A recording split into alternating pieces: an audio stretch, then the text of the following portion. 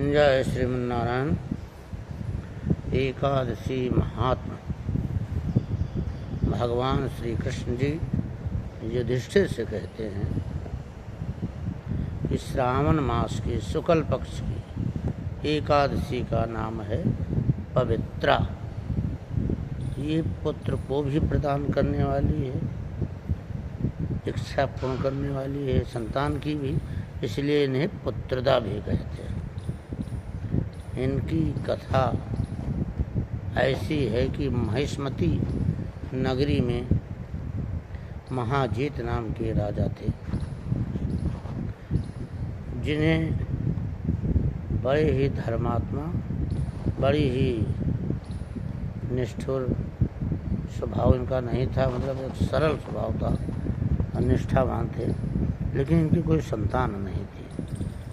तो संतान नहीं थी, दुखी थे, बहुत उपाय किए, जब कोई काम नहीं हुआ तो इनके मंत्रियों ने विचार किया कि ये तो कुछ विशेष नहीं ढूंढ रहे हैं, चलो हम पता करें।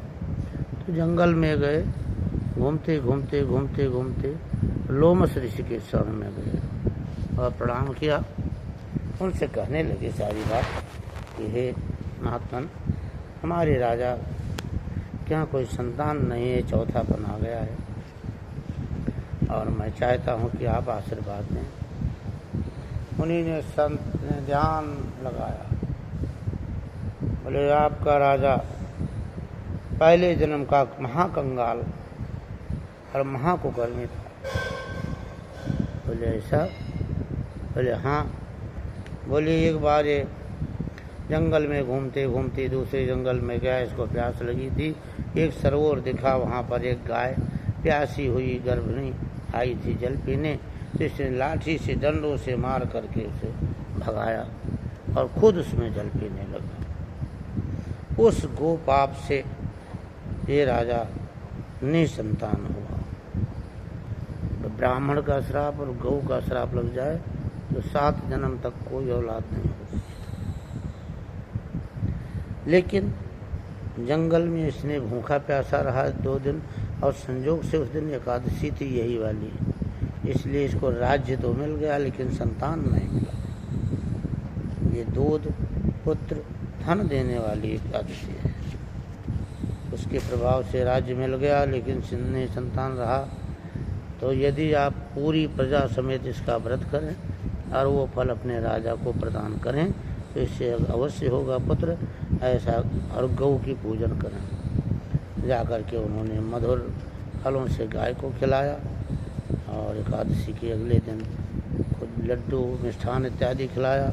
ब्राह्मणों को भोजन करवाया, यानी ब्राह्मण का आशीर्वाद, गौ का आशीर्वाद होने के बाद और पूरी कृपा हुई और इन्हें संतान की प्राप्ति हुई।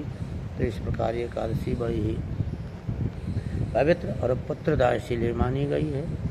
इस दिन भोजन करना नहीं है, फलाहार में थोड़ा अल्प फल ले और जो गुड़ होता है गुड़ खा के पानी पी ले बस, और व्रत करें, मनोकामना पूर्ण करेगी। किसी विद्वान वेद पाठी ब्राह्मण से जो निरहंकारी, बड़ा व्यवसाय न बना रखा हो, न ऐसे ब्राह्मण से आशीर्वाद लें। बाट की तो आशीर्वाद लिया नहीं जाता है, आशीर्वाद ना दिया जाता है। कर्म ऐसा करें जिससे आशीर्वाद खुद ही मिले। गो सेवा खूब करें मेरे भाई।